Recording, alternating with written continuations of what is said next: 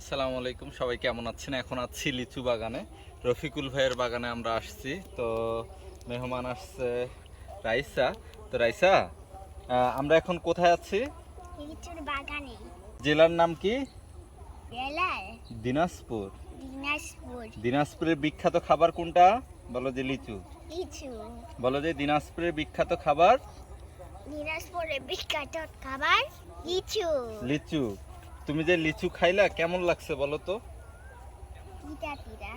টক লাগছে। টক লাগে না? টাক লাগছে। টক টক লাগছে। মিষ্টি কবে হবে বলো তো? পুরাটা যখন কি হলে মিষ্টি হবে? লাল হইলে পুরাটা। কিভাবে মিষ্টি হবে এটা? লাল হইলে পুরাটা। পুরাটা লাল হবে দেন মিষ্টি হবে? হুম। এখন কেন মিষ্টি হয় না আম্মু? এই যে এইখানে একটু ইয়েলো দেখা যাচ্ছে, গ্রিন গ্রিন একটুখানি। আচ্ছা, এটা গ্রিন এই জন্য মিষ্টি হয় নাই। হুম। এই লিচুটা কি মিষ্টি হবে বলো তো? না, কেন হবে না আম্মু?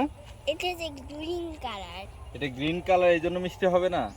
কি কালার হলে মিষ্টি হয় লিচু বলো তো? রেড। রেড। Yes, right. ডাইলে পুরাপুরি রেড থাকবে আর মিষ্টি থাকবে। রেড থাকবে তাহলে লিচুটা মিষ্টি থাকবে, ও যেটা বলতেছে। তো আমরা বাগানে আসছি, লিচু কেবলমাত্র হচ্ছে, এই গাছটাতে একটু হয়েছে। তো আমাদেরকে রফিকুল ভাই খাওয়াইলেন আর কি।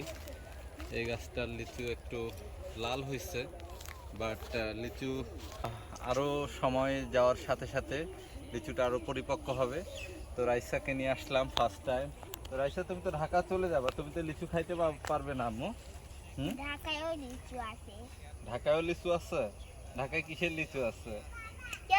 লিচু যেগুলো গাছে, গাছে না ঢাকায় বিক্রি করে লিচু? হ্যাঁ, বিক্রি করে। আচ্ছা। তো ঢাকায়ও লিচু, ঢাকায় তো সবকিছুই আছে তো, কিন্তু গ্রামে তুমি তো আর খাইতে পারতেছো না, পারতেছো? তোরটা খেয়ে দেখছিলা হ্যাঁ, কেমন ছিল? আমার কাছে তো টক মনে হয়েছে, তোমার কাছে তিতা মনে হয়েছে? তিতার ডাকতেছে। তিতা আর টক সেম? ও বলতেছে তিতা আর টক নাকি সেম।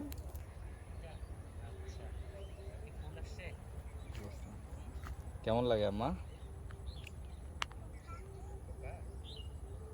কেমন? মিষ্টি? সিরিয়াস? বলো যে সবাইকে দিনাজপুরের লিচু খাওয়ার দাওয়াত রইলো। তাই কি দিনাজপুরের এই লিচু খাওয়ার লিচু খাওয়ার দাওয়াত হইল।